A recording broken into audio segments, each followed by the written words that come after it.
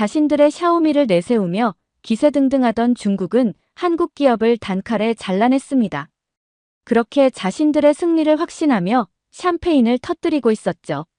그런데 그렇게 24시간 후 중국의 도시 전체가 멈춰버렸습니다. 협력업체가 줄줄이 파산 신청을 해댔고 72시간 후에 베이징은 보고도 믿기 힘든 일이 벌어졌죠. 결국 한국을 내친 중국은 무릎 꿇고 사과하기 시작했습니다. 한국의 기술은 베꼈지만 그대로 망한 중국의 이야기. 도대체 무슨 사연일까요? 영상을 보기 전 구독과 좋아요 눌러주시면 영상을 제작하는 데 있어 큰 힘이 됩니다. 저는 리샤오메이라고 합니다. 올해 32살이고요. 중국 이선 도시인 우시에서 전자제품 공장을 운영하고 있어요. 정확히는 융성전자라는 OEM 공장의 품질관리부 부장을 맡고 있습니다. 농촌에서 태어나 부모님 농사일을 도우며 자랐는데 야간 대학을 나온 후 이 공장에서 10년째 일하고 있죠. 2023년 가을, 저희 공장에 정말 큰 기회가 왔습니다. 한국의 중견기업인 한성테크에서 스마트워치 제조 계약을 따낸 거였어요. 사실 처음엔 별로 대수롭지 않게 생각했어요. 한국 기업이라고 해봐야 우리가 아는 삼성이나 LG만큼 유명한 것도 아니고 솔직히 말하면 우리 중국이 이제 기술적으로 뒤처질 게 뭐가 있겠습니까? 회장님은 완전히 들떠 계셨습니다. 60대 중반의 연세이신데 마치 20대 청년처럼 신이 나셨더라고요. 전체 직원 300명을 공장 마당에 다 모아놓고 연설을 하셨어요. 이제 우리도 애플이나 삼성 같은 글로벌 기업들과 어깨를 나란히 할 수 있다고 말씀하시더군요. 드디어 중국 기술이 세계 최고 수준에 도달했다는 거죠. 지역 신문에서도 대서특필했습니다. 일면 톱기사로 중국 기업이 드디어 한국을 넘어섰다는 식으로 기사를 썼더라고요. 기자가 저에게 인터뷰를 요청했을 때 저도 당당하게 대답했어요. 우리 기술력이면 충분히 한국 제품보다 좋은 걸 만들 수 있다고 말했죠. 지금 생각해보니 정말 부끄럽습니다. 저도 솔직히 기대가 엄청 컸어요. 10년 동안 현장에서 밑바닥부터 올라온 제가 드디어 큰 프로젝트를 맡게 된 거니까요. 품질 관리 일을 하면서 늘 꿈꿔왔던 순간이었습니다. 농촌에서 올라와 고생하며 야간 대학을 나온 저에겐 정말 인생을 바꿀 기회였어요. 부모님 병원비도 항상 걱정이었는데 이 프로젝트만 성공하면 모든 게 해결될 것 같았죠.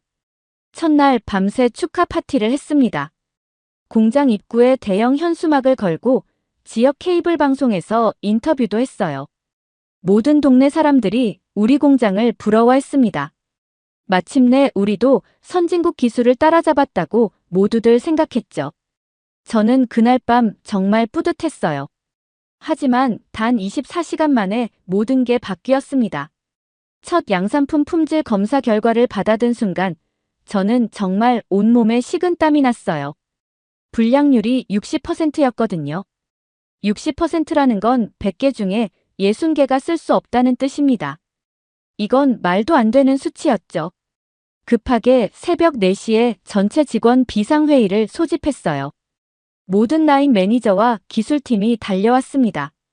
다들 어제까지만 해도 기뻐하던 사람들인데 하루 만에 이런 일이 벌어지니 모두 당황한 표정이었어요.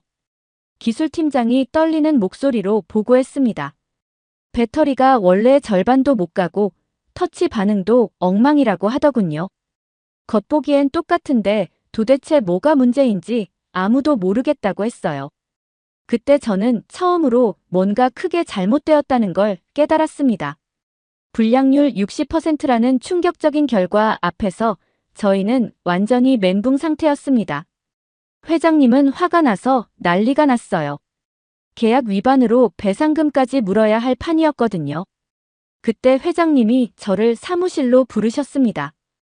회장님 사무실에 들어가니 벽에 큰 화이트보드가 걸려 있더라고요. 거기에 빨간 펜으로 크게 써 있었어요. 완벽한 복제 등호 생존이라고 말입니다. 보는 순간 소름이 돋았어요. 이게 정말 우리가 가야 할 길인가 싶었죠. 회장님이 저에게 말씀하시더군요. 샤오메이야, 이제 선택의 여지가 없다고 하시면서 특별 프로젝트를 맡아달라고 하셨어요. 이름하여 프로젝트 카피캣이었습니다. 한성테크의 기술을 완벽하게 베끼는 게 목표였죠. 솔직히 처음엔 거부하고 싶었어요. 이런 일을 하는 게 맞나 싶었거든요. 하지만 회장님이 현실적인 이야기를 꺼내시더라고요. 부모님 병원비 이야기를 하시면서 지금 이 기회를 놓치면 다신 이런 기회가 없을 거라고 하셨어요. 프로젝트 성공하면 부장에서 이사로 승진시켜주겠다고도 약속하셨죠. 고민이 정말 많았습니다. 시골에서 농사짓는 부모님은 당뇨병과 고혈압으로 매달 병원비가 만만치 않았어요. 제 월급으론 도저히 감당하기 어려운 상황이었죠. 결국 가족을 위해서라도 이 일을 해야겠다고 마음먹었습니다. 프로젝트가 시작되자 정말 무섭도록 체계적이었어요. 6개월 동안 진행될 초대형 역설계 작전이었습니다. 첫 번째 단계는 한성테크 퇴사자들을 스카우트하는 거였어요. 인사팀에서 링크드인을 뒤져가며 전직 직원들을 찾아냈죠. 두 번째는 협력업체 정보를 사는 거였습니다. 부품 공급업체들한테 접근해서 설계도면이나 사양서를 몰래 빼내는 거였어요. 생각보다 쉬웠습니다. 돈만 주면 다 해주더라고요. 가장 소름 끼쳤던 건 세 번째 단계였어요. 한성테크 제품을 완전히 분해해서 분석하는 거였습니다. 현미경으로 칩 하나하나까지 다 뜯어봤죠. 심지어 엑스레이 촬영까지 했어요. 이 정도면 정말 첩보 영화 수준이었습니다. 저는 이 모든 과정의 총책임자였어요. 매일 밤늦게까지 회의하고 진행 상황을 보고받았죠. 기술팀 직원들도 처음엔 불편해했지만 점점 게임하듯 재미있어 하기 시작하더라고요. 마치 퍼즐을 맞춰가는 느낌이라고 하면서 말이에요. 3개월이 지나자 정말 놀라운 성과가 나왔습니다. 한성테크의 설계도면을 거의 완벽하게 복원해낸 거예요. 부품 리스트부터 조립 순서까지 모든 게 다 나와 있었죠. 그때 저는 정말 우리가 해냈다고 생각했어요. 회장님도 너무 기뻐하셨습니다. 이제 한국 놈들보다 더 좋은 걸 만들 수 있다고 하시면서 보너스까지 약속해 주셨어요. 저도 그때는 정말 뿌듯했습니다. 드디어 우리가 기술 선진국이 될 수 있겠다는 생각이 들었거든요. 하지만 그게 진짜 시작이었다는 걸 그때는 몰랐죠. 드디어 우리가 해냈다고 생각했던 순간이었어요. 한성테크의 설계도면을 100% 똑같이 복제하는데 성공했거든요. 부품 하나하나의 사양부터 조립 순서까지 모든 게 완벽했습니다. 심지어 나사 하나의 토크값까지 정확히 맞췄어요. 기술팀 전체가 흥분 상태였습니다. 3개월 동안 밤낮 없이 분석한 결과니까요. 팀장이 저에게 자신만만하게 말하더라고요. 이제 한국 제품보다 더 좋은 걸 만들 수 있다고 말이에요. 저도 그때는 정말 그럴 줄 알았어요. 시제품 제작이 시작되었습니다. 모든 직원이 긴장한 채로 첫 번째 샘플이 나오기를 기다렸죠. 겉보기로는 정말 똑같았어요. 디자인부터 무게까지 완벽하게 일치했습니다. 회장님도 보시고는 이제 됐다고 하시더군요. 하지만 성능 테스트를 해보니 완전히 다른 이야기였어요. 배터리 지속 시간이 한성테크 제품의 절반밖에 안 되는 거예요. 12시간 가야 할 게 6시간밖에 못 갔습니다. 터치 감도도 엉망이었고 블루투스 연결도 자꾸 끊어졌어요. 기술팀이 다시 매뉴얼을 뒤져봤습니다. 분명히 모든 게 똑같이 만들어졌는데 왜 이런 결과가 나오는지 이해할 수 없었어요. 그때 한 직원이 매뉴얼 여백에 적힌 손글씨를 발견했습니다. 그 메모들이 정말 이상했어요. 직감으로 0.2mm 조정이라든지 온습도를 체감으로 판단한다는 내용들이었거든요. 처음엔 그냥 개인적인 낙서인 줄 알았어요. 하지만 점점 더 많은 메모들이 발견되기 시작했습니다. 어떤 페이지에는 이런 글이 적혀 있었어요. 이 부분은 마음으로 느껴야 한다고 말이에요.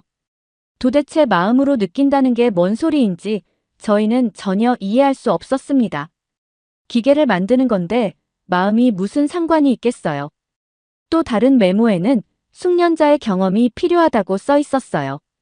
몇 년의 경험이 있어야 이 공정을 제대로 할 수 있다는 내용이었죠. 저희는 그냥 매뉴얼대로 하면 되는 줄 알았는데 그게 아니었던 거예요. 가장 충격적인 건 품질 관리 부분에 적힌 메모였습니다. 0.01%의 차이가 누군가에게는 100%의 차이가 될 수 있다고 써 있더라고요. 처음엔 무슨 의미인지 몰랐는데 지금은 뼈저리게 느끼고 있어요. 결국 두 번째, 세 번째 시제품을 만들어 봤지만 결과는 마찬가지였습니다. 겉모양은 똑같은데 성능은 형편없었어요. 마치 똑같은 요리 레시피를 보고 요리를 했는데 전혀 다른 맛이 나는 것 같았죠. 기술팀장이 절망적인 표정으로 저에게 말하더군요. 매뉴얼은 완벽한데 도대체 뭐가 문제인지 모르겠다고 했어요. 모든 수치와 사양이 정확한데 왜 이런 결과가 나오는지 이해할 수 없다는 거였죠. 그때 저는 처음으로 깨달았습니다. 우리가 놓치고 있는 뭔가가 있다는 걸 말이에요. 시제품 실패가 계속되자 회사 분위기가 완전히 달라졌어요. 직원들 사이에서 불만이 터져나오기 시작했습니다. 이렇게 열심히 했는데 왜 안 되느냐는 거였죠. 특히 젊은 직원들이 더 화를 냈어요. 그때 마케팅팀에서 기가 막힌 아이디어를 냈습니다. 우리가 기술적으로 실패한 게 아니라 한국 기업들이 우리를 무시하고 있다는 식으로 여론을 돌리자는 거였어요. 이른바 피해자 코스프레를 하자는 거였죠. 인터넷에 글들이 올라오기 시작했습니다. 한국 기업들이 중국 기술력을 인정하지 않는다는 내용들이었어요. 우리가 이렇게 발전했는데도 여전히 하청업체 취급한다는 식으로 말이죠. 댓글들도 악성으로 달리기 시작했습니다. 소셜미디어에서는 더 심했어요.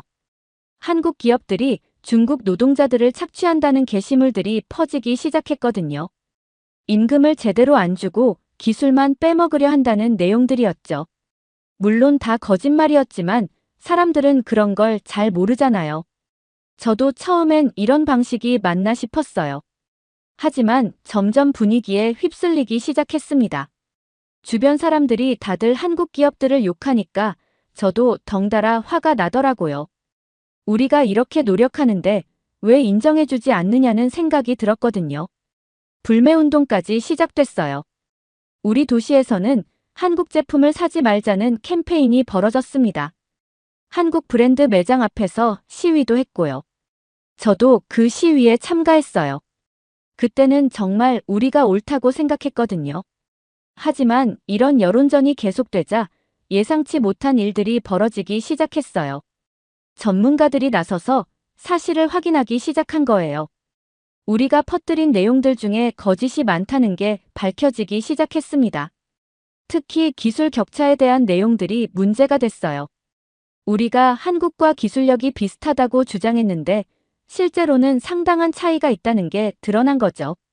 반도체 전문가들이 나서서 객관적인 데이터를 제시하니까 우리 주장이 설득력을 잃기 시작했어요. 더 큰 문제는 우리가 조작한 내용들이 하나둘씩 폭로되기 시작한 거였어요. 독성 물질 검출 조작건이 대표적이었죠. 한성테크 제품에서 유해 성분이 나왔다고 거짓 발표를 했다가 국제인증기관에서 반박 자료를 내놓은 거예요. 그 순간 여론이 완전히 뒤바뀌었습니다. 사람들이 우리를 믿지 않기 시작한 거예요. 오히려 우리가 거짓말쟁이라는 소리를 듣게 됐죠. SNS 댓글들도 완전히 바뀌었어요.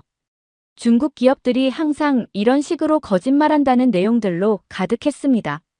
저는 그 댓글들을 보면서 정말 부끄러웠어요. 우리가 뭔 짓을 한 건지 그제야 깨달았거든요. 기술로 승부해야 할 걸 이상한 수작으로 어물쩍 넘어가려 했던 거였죠. 한성테크는 이 모든 상황에 대해 한마디도 반박하지 않았어요.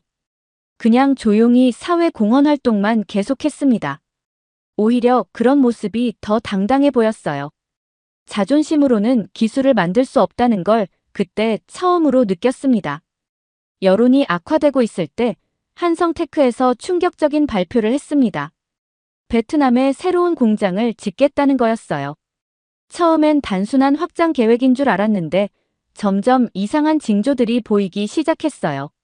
먼저 우리 공장으로 오는 부품 물량이 줄어들기 시작했습니다.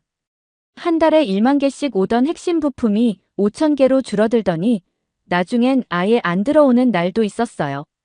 기술팀에서 문의해도 일시적인 공급 차질이라고만 답변이 왔죠. 두 번째로 이상했던 건 장비 점검이었어요. 한성테크에서 기술자들이 와서 장비 상태를 점검한다고 했는데 생각해보니 계약서에 그런 내용은 없었거든요. 그런데도 우리는 별 생각 없이 허락해줬어요. 가장 결정적이었던 건 신규 채용 중단이었습니다.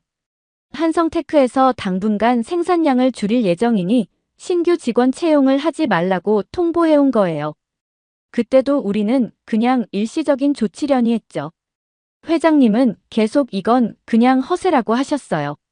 한국 놈들이 우리를 겁주려고 하는 수작이라면서 절대 철수하지 않을 거라고 장담하셨죠. 우리 없이는 한성테크도 살 수 없다는 게 회장님 생각이었어요. 결국 그 일이 터졌습니다. 2024년 2월 어느 새벽 4시 한성테크에서 공식 철수 발표를 한 거예요. 베트남 공장으로 모든 생산 라인을 이전한다는 내용이었죠. 우리와의 계약은 그 즉시 해지된다고 했어요. 저는 그 소식을 듣고 정말 어이가 없었어요. 이렇게 갑작스럽게 철수한다고요? 우리 직원 200명은 어쩌라는 거죠? 하지만 계약서를 다시 보니 법적으로는 아무 문제가 없더라고요. 첫째 날부터 도미노가 시작됐습니다. 우리 공장과 거래하던 부품 업체들이 연쇄적으로 타격을 받기 시작한 거예요. 12개 협력업체가 도산 위기에 몰렸죠. 이 모든 업체들이 한성테크 물량에만 의존하고 있었거든요. 직원들 정리해고도 불가피했습니다. 200명 중에 10명만 남기고 나머지는 모두 내보내야 했어요. 저도 그 명단을 작성해야 했는데 정말 손이 떨렸어요. 10년 동안 같이 일한 동료들을 제 손으로 자르는 기분이었거든요. 일주일 만에 우리 동네가 완전히 달라졌어요. 활기차던 거리가 한산해지고 부동산 가격도 떨어지기 시작했습니다. 그제야 깨달았습니다. 게임의 규칙 자체가 달랐다는 걸 말이에요. 한성테크 철수 소식이 알려지자 시정부가 발칵 뒤집혔습니다. 시장님이 직접 우리 공장으로 달려왔어요. 얼굴이 새하얗게 질린 채로 도대체 무슨 일이냐고 다그치시더라고요. 지역 경제의 핵심이었던 우리 공장이 망가지면 시 전체가 타격을 받는다는 거였죠. 더 큰 문제는 다른 외국 기업들도 연쇄 철수할 조짐을 보이기 시작한 거였어요. 독일 기업 하나가 이미 계약 해지를 통보해왔고 일본 기업도 재계약을 거부한다는 소식이 들렸습니다. 우리 도시의 이미지가 완전히 망가진 거예요. 시정부에서는 긴급 대책 회의를 열었습니다. 저도 그 회의에 불려갔어요. 회의실에 들어가니 시장님을 비롯해서 경제국장, 투자유치팀장 등 고위 간부들이 다 모여 있더라고요. 분위기가 정말 살벌했어요. 시장님이 저에게 따져 물으셨습니다. 도대체 회사에서 뭘 한 거냐고, 왜 이런 일이 벌어졌느냐고 말이에요. 저는 솔직하게 말씀드릴 수밖에 없었어요. 프로젝트 카피캣에 대한 모든 걸 털어놨죠. 그 말을 듣는 순간 회의실이 조용해졌습니다. 모든 사람들이 저를 쳐다보더라고요. 경제국장이 한숨을 쉬면서 말하더군요. 이제 국제적으로 망신살이 뻗쳤다고 어떤 외국 기업이 우리를 믿고 투자하겠냐고 했어요. 회장님도 완전히 돌변하셨어요. 회의가 끝나고 저를 부르셔서는 모든 책임이 제게 있다고 하시더라고요. 프로젝트를 주도한 게 저라면서 이 모든 사태의 원인 제공자라고 몰아세우셨습니다. 몇 달 전까지만 해도 이사 승진을 약속하셨던 분이 말이에요. 동료들의 시선도 차가워졌어요. 점심시간에 같이 밥 먹던 사람들이 저를 피하기 시작했습니다. 복도에서 마주쳐도 인사도 안 하더라고요. 저 때문에 회사가 망했다고 생각하는 것 같았어요. 더 충격적인 건 감사가 시작된 거였어요. 시정부와 회사가 합동으로 프로젝트 카피캣에 대한 전면 감사를 실시한다고 발표했습니다. 업무상 배임 혐의로 형사처벌도 받을 수 있다고 하더라고요. 저는 정말 억울했어요. 혼자서 한 일도 아니고 회장님 지시로 한 건데 왜 저만 책임져야 하는 거죠? 하지만 아무도 저 편을 들어주지 않았어요. 오히려 모든 사람이 저를 희생양으로 만들려고 했죠. 가족들도 저를 원망하기 시작했어요. 남편이 저한테 화를 내면서 왜 그런 위험한 일에 손을 댔냐고 따져 물었습니다. 아이들 학교에서도 소문이 퍼져서 아이들이 놀림을 받는다고 하더라고요. 밤에 혼자 사무실에 남아있을 때가 많았어요. 200명이 넘던 직원들이 거의 다 떠나고 텅 빈 공장을 보고 있으면 정말 막막했습니다. 이 모든 게 제 잘못인가 하는 생각이 계속 들었어요. 조직이라는 게 참 무섭다는 걸 그때 깨달았습니다. 성공할 때는 다 함께 나누지만 실패할 때는 혼자서 감당해야 하는 거더라고요. 모든 게 무너지고 나서 저는 창고 정리를 하게 됐어요. 공장 규모를 줄이면서 쓸데없는 물건들을 다 정리해야 했거든요. 그런데 창고 구석에서 낡은 상자 하나를 발견했습니다. 아버지가 남기신 물건들이었어요. 아버지는 제가 어릴 때 돌아가셨는데 생전에 기계 공장에서 일하셨어요. 상자를 열어보니 낡은 공책들이 나왔습니다. 아버지가 쓰신 일기장이었죠. 1990년대부터 2000년대까지의 기록들이었는데 읽어보니 정말 충격적이었어요. 아버지도 저처럼 외국 기술을 베끼는 일을 하셨더라고요. 그때는 일본 기술을 따라 하려고 했던 모양이에요. 일기 내용이 너무 생생했어요. 일본 회사 기술자가 와서 지도해줄 때 모든 걸 몰래 기록해뒀다고 써있더군요. 설계 도면도 몰래 복사하고 제조 공정도 다 따라했다고 했어요. 그런데 결과는 항상 실패였다고 하시더라고요. 한 페이지에는 이런 글이 적혀 있었어요. 똑같이 만들었는데 왜 품질이 다를까 하고 고민하셨던 내용이었죠. 일본 제품은 10년을 써도 멀쩡한데 우리가 만든 건 1년도 못 간다는 거였어요. 가장 인상 깊었던 건 품질에 대한 철학이었어요. 아버지가 쓰신 글 중에 0.01%의 차이가 누군가에게는 100%의 차이가 될 수 있다는 내용이 있었거든요. 처음엔 무슨 의미인지 몰랐는데 계속 읽어보니 이해가 됐어요. 아버지는 나중에 깨달으셨더라고요. 기술이라는 건 단순히 도면이나 매뉴얼로만 되는 게 아니라는 걸 말이에요. 그 뒤에 숨어있는 장인정신, 완벽을 추구하는 마음가짐, 그런 것들이 진짜 기술이라고 쓰셨어요. 특히 인상적이었던 건 일본 기술자와의 대화 내용이었어요. 그 기술자가 아버지에게 이렇게 말했다고 써있더라고요. 기술은 줄 수 있지만 마음은 스스로 기워야 한다고 말이에요. 일기 마지막 부분에는 제게 하고 싶은 말씀이 적혀 있었어요. 따라, 남의 것을 따라 하지 말고 우리 것을 만들어라라고 쓰셨더군요. 베끼기만 하면 영원히 2등밖에 될 수 없다는 내용도 있었고요. 또 다른 페이지에는 이런 내용도 있었어요. 훔치지 말고 배워라라는 짧은 문장이었는데 진짜 기술자는 남의 것을 훔치는 게 아니라 그 정신을 배워서 더 좋은 것을 만드는 사람이라고 하셨어요. 마지막에는 제게 쓴 편지도 있었어요. 읽으면서 정말 많은 걸 깨달았어요. 제가 지금까지 얼마나 잘못된 길을 걸어왔는지 말이에요. 아버지의 일기를 읽고 나서 저는 정말 많은 생각을 했어요. 며칠 동안 잠도 제대로 못 자고 고민만 했습니다. 이대로 조용히 넘어갈 수도 있었지만 그러면 평생 후회할 것 같았어요. 결국 용기를 내서 지역신문사에 연락했습니다. 인터뷰를 요청한다고 했더니 기자가 깜짝 놀라더라고요. 하지만 저는 정말 모든 걸 털어놓고 싶었어요. 인터뷰에서 프로젝트 카피캣의 모든 과정을 털어놨습니다. 한성테크 기술을 어떻게 베꼈는지, 부품 업체들로부터 어떻게 정보를 빼냈는지 모든 걸 솔직하게 말했어요. 가장 중요한 건 왜 실패했는지에 대한 설명이었어요. 우리는 기술을 훔쳤지만 정신을 훔치지 못해서 실패했다고 말했습니다.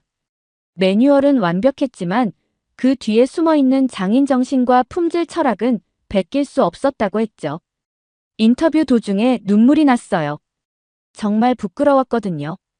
한국 사람들과 실직하신 분들, 피해를 입은 협력업체들에게 진심으로 사과했습니다. 기사가 나간 후 처음엔 저를 욕하는 댓글들이 많았어요. 하지만 시간이 지나면서 저를 이해해주는 사람들도 늘어났습니다. 놀라운 일이 벌어졌어요. 한성테크에서 연락이 온 거예요. 법적 대응이 아니라 정당한 기술 협력 프로그램을 만들어 보자는 제안이었습니다. 한성테크 담당자가 직접 와서 설명해 줬어요. 인턴십 프로그램으로 중국 기술자들을 한국으로 초청해서 제대로 교육시켜주겠다는 거였어요. 공동 연구개발 프로젝트도 진행하자고 했습니다. 단, 지적재산권은 철저히 존중해야 한다는 조건이었죠. 저는 정말 감동받았어요. 우리가 이렇게 나쁜 짓을 해놓고도 이런 기회를 주다니 말이에요. 진정한 기술 선진국은 이런 식으로 문제를 해결하는구나 하고 깨달았습니다. 저는 이 프로그램에 적극 참여하기로 했어요. 실직하신 분들을 위한 재교육센터 설립에도 참여했습니다. 지금도 쉽지 않아요.